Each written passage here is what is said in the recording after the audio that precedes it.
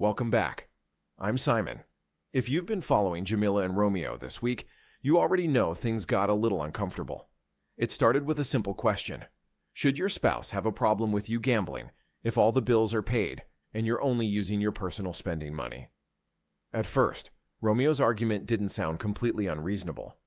But by the end of the week, we weren't just talking about gambling anymore. We were talking about spending rent money, not knowing where your money is going, using credit cards after your spending money is gone. And finally, Jamila asking herself a much bigger question.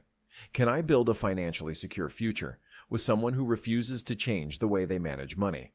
So today, I don't just want to decide whether Jamila or Romeo was right. I want to look at how one financial behavior can lead to another, and when a few questionable decisions become a pattern. Monday. Is gambling with your own money really a problem? Let's go back to where this started.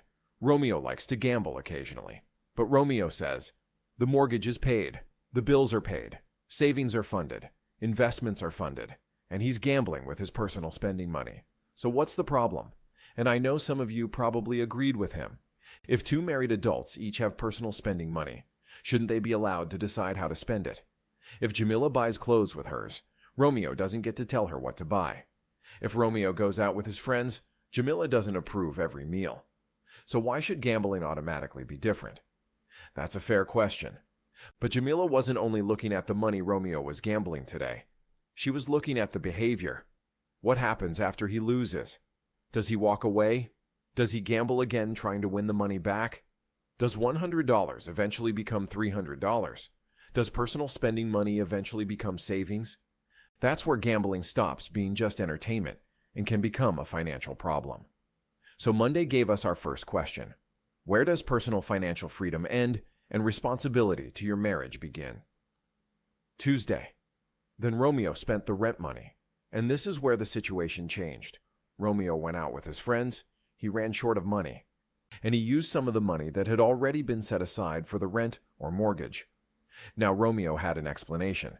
He wasn't planning to steal the money. He wasn't refusing to pay the bill.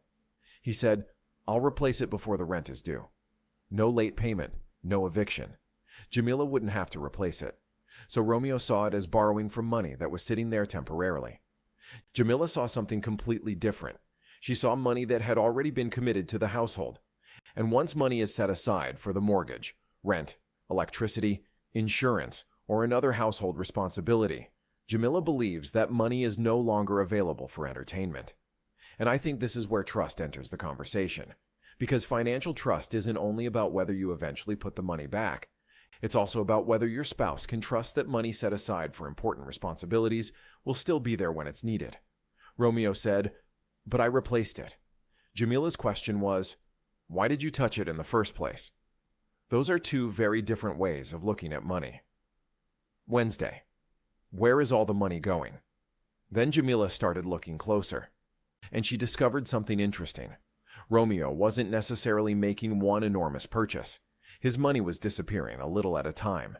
Eating out, entertainment, subscriptions he'd forgotten about, convenience purchases, gambling, going out with friends, small purchases here, another purchase there. And suddenly Romeo was asking the question millions of people have probably asked. Where did all my money go? Here's the thing. You can make good money and still be terrible at managing money. A high income can actually hide poor financial habits for a long time. Because when there's another paycheck coming, you can convince yourself everything is fine. Romeo's argument was, I'm not tracking every dollar I spend. I'm a grown man. I'm not writing down every cup of coffee. And I understand that. You don't necessarily need to obsess over every penny. But there's a big difference between not tracking every penny and having absolutely no idea where hundreds or thousands of dollars are going. If you repeatedly reach the end of the month wondering where your money went, your spending is telling you something. The question is whether you're willing to listen. Thursday. When the cash is gone, here comes the credit card. And then we reach the next stage.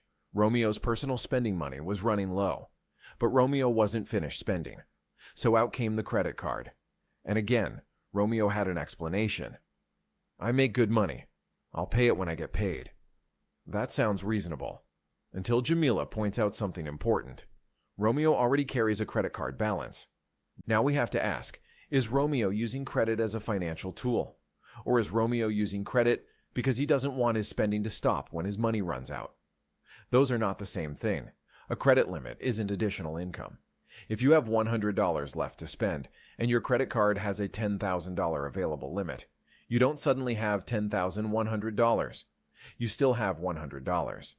The other $10,000 belongs to the credit card company. And if you're regularly borrowing against your next paycheck because you've already spent this paycheck, you're beginning to spend tomorrow's money today. That can become a very difficult cycle to break. Friday, Jamila finally saw the pattern.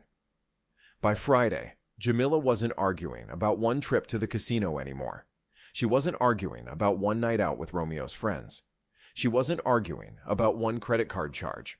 She stepped back and looked at the entire week. Gambling, spending money set aside for household expenses, not knowing where his money was going, overspending, using credit when his cash ran low, carrying credit card balances. Individually, Romeo had an explanation for every one of them. And that's important, because sometimes financial irresponsibility doesn't look irresponsible when you examine each decision separately. There's always an explanation. I'll put the money back. I can afford it.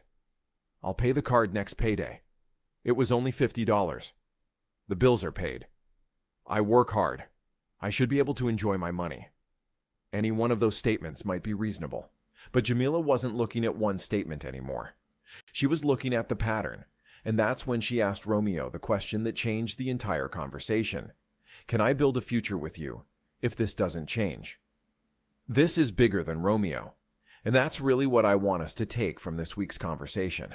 Financial compatibility isn't about finding someone who handles money exactly the way you do. One person might be a saver.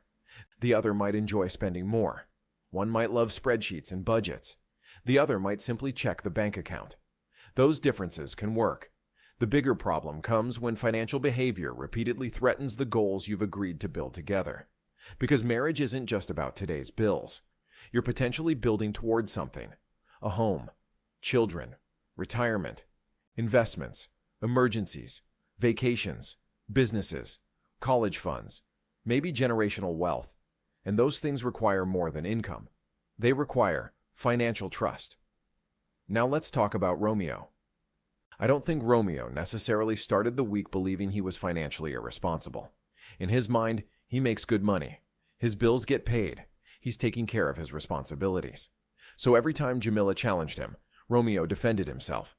But Friday forced him to see something different.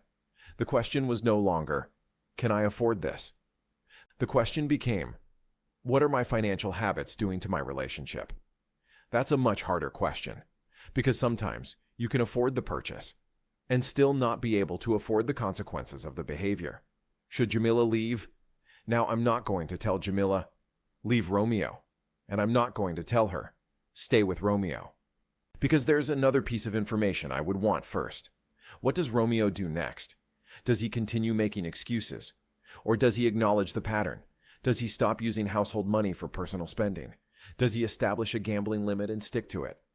Does he start paying attention to where his money goes? Does he stop using credit to extend his spending? Does he start paying down the balance he's already carrying? Most importantly, does his behavior change, or does only his explanation change? Because saying, I'll do better, is easy. Changing the behavior is what matters. Simon's final question. So now it's your turn to judge the entire week. If you were Jamila, what would concern you the most? A. The gambling. B. Spending the rent or mortgage money. C. Not knowing where his money goes. D. Using credit cards when his spending money runs out. Or E. All of it together because it shows a pattern. And here's the bigger question. Would you stay with someone you love if they repeatedly made irresponsible financial decisions but promised they were going to change? And Romeo supporters, I want to hear from you too. Has Jamila taken this too far? Romeo earns his money, the bills are getting paid, and maybe he simply needs better financial organization. So tell me in the comments, Team Jamila, Team Romeo, or somewhere in the middle. I'm Simon, and remember, Making money and managing money are two completely different skills. You can have a great income and still build a bad financial future if you don't learn the difference. I'll see you next week.